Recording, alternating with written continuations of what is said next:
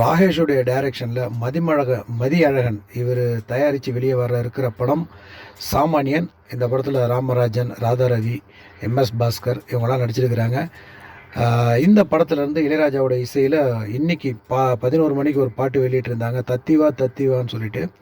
எக்ஸ்ட்ராடனரியான ஒரு பாட்டு. இந்த காம்போவுக்காக தான் நாங்கள் இத்தனை வருஷமாக வெயிட் பண்ணிகிட்டு இருந்தோம், இப்படி ஒரு பாட்டுக்காக தான் இத்தனை வருஷமாக வெயிட் பண்ணிகிட்டு இருந்தோம் அப்படிங்கிற இளையராஜா ராமராஜன் ஃபேன்ஸுக்காக வந்து பார்த்திங்கன்னா ஒரு பாட்டு பண்ணியிருக்கிறாங்க. உண்மையிலேயே செம்மையாக இருக்குது.